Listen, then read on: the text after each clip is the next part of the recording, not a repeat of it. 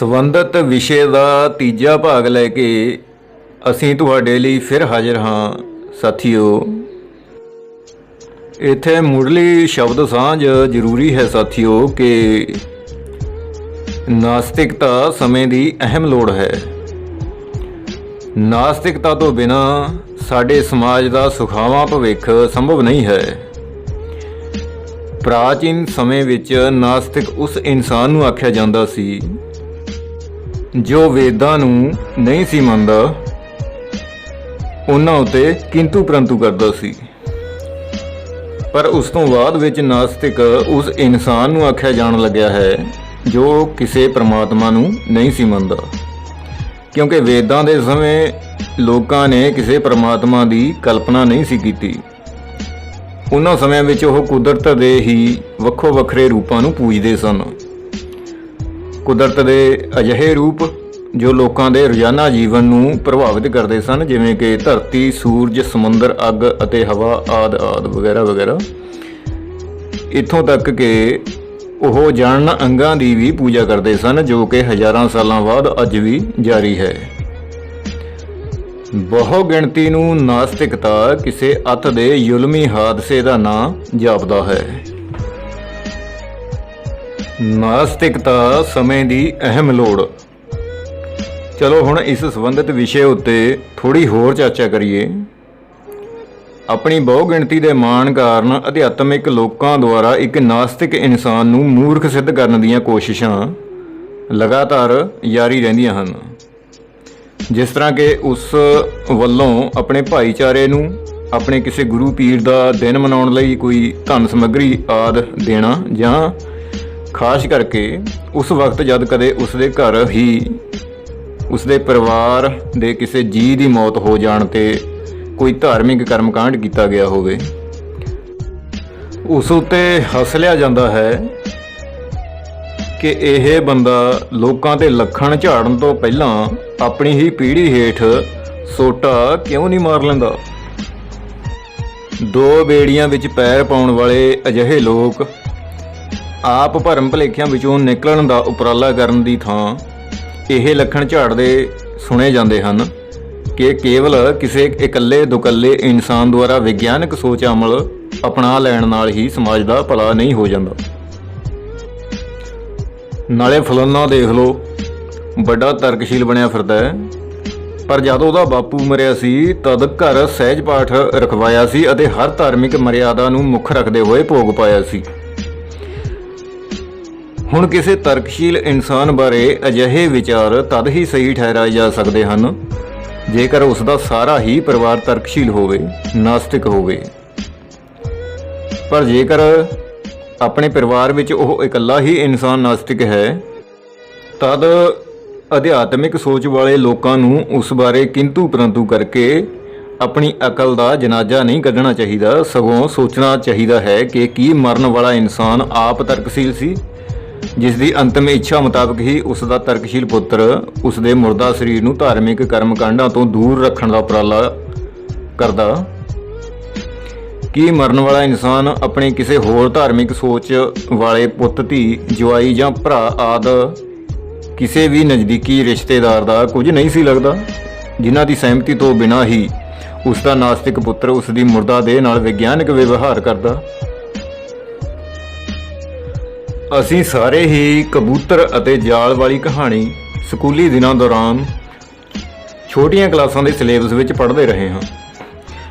ਜਾਲ ਵਿੱਚ ਫਸੇ ਕਬੂਤਰਾਂ ਨੂੰ ਇੱਕ ਸਿਆਣਾ ਕਬੂਤਰ ਆਖਦਾ ਹੈ ਕਿ ਤੁਹਾਡੇ ਵਿੱਚੋਂ ਕਿਸੇ ਇਕੱਲੇ ਕਬੂਤਰ ਦਾ ਇਸ ਜਾਲ ਤੋਂ ਛੁਟਕਾਰਾ ਪਾਉਣਾ ਸੰਭਵ ਨਹੀਂ ਹੈ। ਤੁਸੀਂ ਸਾਰੇ ਹੀ ਇਕੱਠੇ ਉੱਡਣ ਲਈ ਜ਼ੋਰ ਲਾਓ ਤਾਂ ਜੋ ਸ਼ਿਕਾਰੀ ਆਉਣ ਤੋਂ ਪਹਿਲਾਂ ਹੀ ਇਸ ਜਾਲ ਨੂੰ ਲੈ ਕੇ ਉੱਡਿਆ ਜਾ ਸਕੇ ਅਤੇ ਉਸ ਸਿਆਣੇ ਕਬੂਤਰ ਦੇ ਸਾਥੀ ਚੂਹੇ ਕੋਲ ਜਾ ਕੇ ਇਹ ਜਾਲ ਕਟਵਾਇਆ ਜਾ ਸਕੇ। ਇਸ ਤਰ੍ਹਾਂ ਪਰੰਪਰਿਕ ਜਾਂ ਧਾਰਮਿਕ ਅੰਧ ਵਿਸ਼ਵਾਸਾਂ ਦੇ ਜਾਲ ਤੋਂ ਛੁਟਕਾਰਾ ਪਾਉਣ ਲਈ ਬਹੁ ਗਿਣਤੀ ਲੋਕਾਈ ਨੂੰ ਵਿਗਿਆਨਕ ਚੇਤਨਾ ਦੇ ਧਾਗੇ ਵਿੱਚ ਮੋਤੀਆਂ ਜਿਉਂ ਪਰਾਉਣ ਦੀ ਲੋੜ ਹੈ ਅਤੇ ਜੁਝਾਰੂ ਸਾਥੀ ਇਸ ਕਾਰਜ ਲਈ ਲਗਾਤਾਰ ਜੂਝ ਰਹੇ ਹਨ।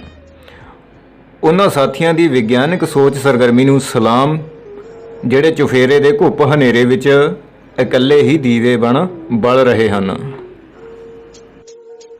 ਹੁਣ ਧਾਰਮਿਕ ਲਾਣਾ ਕੁਝ ਸਮੇਂ ਲਈ ਹੀ ਸਹੀ ਆਪਣੇ ਦਿਮਾਗ ਦੇ ਬੂਹੇ ਬਾਰੀਆਂ ਖੋਲ੍ਹ ਕੇ ਇਹ ਨੁਕਤਾ ਸਮਝ ਲਵੇ ਕਿ ਸਾਡਾ ਨਾਸਤਿਕ ਲੋਕਾਂ ਦਾ ਤੁਹਾਡੇ ਧਾਰਮਿਕ ਕਰਮਕਾਂਡਾਂ ਵਿੱਚ ਸ਼ਰੀਕ ਹੋਣ ਦਾ ਕਾਰਨ ਇਹ ਬਿਲਕੁਲ ਨਹੀਂ ਹੁੰਦਾ ਕਿ ਸਾਨੂੰ ਤੁਹਾਡੇ ਕਿਸੇ ਦੇਵੀ ਦੇਵਤੇ ਜਾਂ ਗੁਰੂ ਪੀਰ ਆਦਿ ਦਾ ਡਰ ਮਾਰਦਾ ਹੈ ਜਾਂ ਉਸ ਤੋਂ ਸਾਨੂੰ ਆਪਣੀਆਂ ਸਭ ਮਨੋਕਾਮਨਾਵਾਂ ਪੂਰੀਆਂ ਕਰਵਾਉਣ ਦਾ ਲਾਲਚ ਹੁੰਦਾ ਹੈ। ਸਗੋਂ ਕਈ ਵਾਰ ਮਰਗਤ ਦਾ ਭੋਗ ਹੋਵੇ ਜਾਂ ਕਿਸੇ ਦੋਸਤ ਰਿਸ਼ਤੇਦਾਰ ਦੇ ਘਰ ਕਿਸੇ ਖੁਸ਼ੀ ਦਾ ਅਖੰਡ ਪਾਠ ਰਖਵਾਇਆ ਗਿਆ ਹੋਵੇ, ਅਜਿਹੇ ਧਾਰਮਿਕ ਕਰਮਕਾਂਡਾਂ ਵਿੱਚ ਸਾਨੂੰ ਤੁਹਾਡੇ ਨਾਲ ਕਦਮ ਮਿਲਾ ਕੇ ਕੇਵਲ ਇਸ ਲਈ ਤੁਰਨਾ ਪੈਂਦਾ ਹੈ ਕਿਉਂਕਿ ਤੁਸੀਂ ਸਾਡੇ ਆਪਣੇ ਹੋ। ਅਸੀਂ ਸਭ ਆਸਤਿਕ ਨਾਸਤਿਕ ਲੋਕ ਮਨੁੱਖ ਹੋਣ ਦੇ ਨਾਤੇ ਇੱਕ ਸਮਾਜਿਕ ਪ੍ਰਾਣੀ ਹਾਂ ਅਤੇ ਆਪਣੇ ਸਮਾਜ ਨਾਲੋਂ ਵੱਖ ਹੋ ਕੇ ਅਸੀਂ ਨਹੀਂ ਰਹਿ ਸਕਦੇ।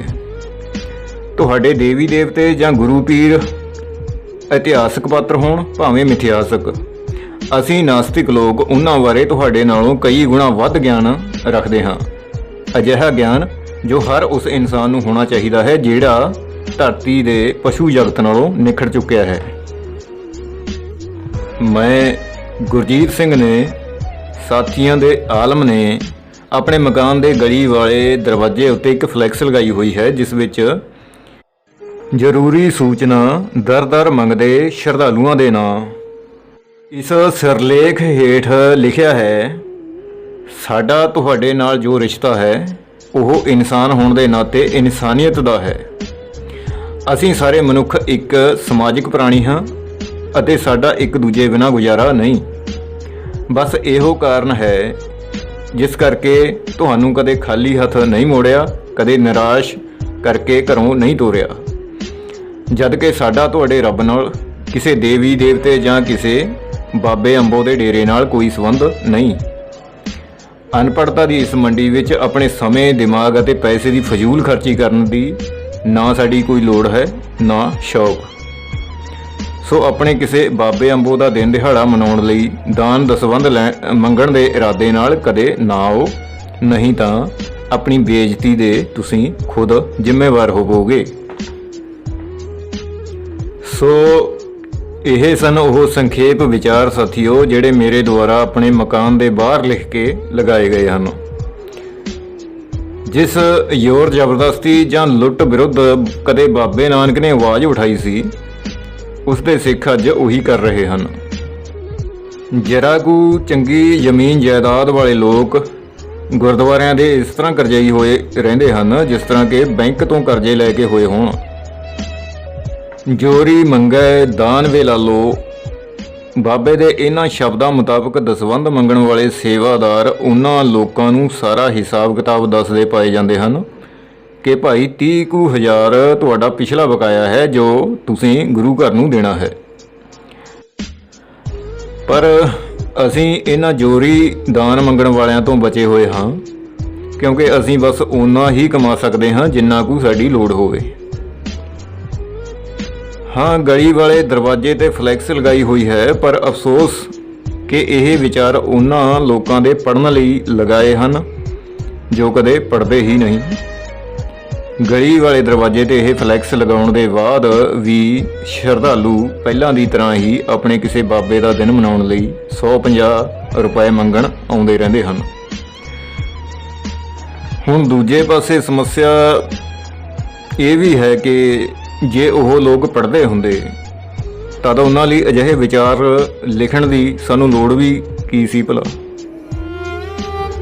ਹੁਣ ਜੇ ਕਿਧਰੇ ਉਹ ਪੜ੍ਹਦੇ ਹੁੰਦੇ, ਹਰ ਕਾਰਜ ਦਾ ਕਾਰਨ ਫੜਦੇ ਹੁੰਦੇ, ਗਿਆਨ ਵਿਗਿਆਨ ਦੀਆਂ ਤਹਿਾਂ ਪੁੱਟਦੇ, ਨਾ ਵਿੱਚ ਮੰਦਰ ਮਸੀਤੀ ਵੜਦੇ ਹੁੰਦੇ। ਬਸ ਜੇ ਕਿਧਰੇ ਉਹ ਪੜ੍ਹਦੇ ਹੁੰਦੇ, ਬਸ ਜੇ ਕਿਧਰੇ ਉਹ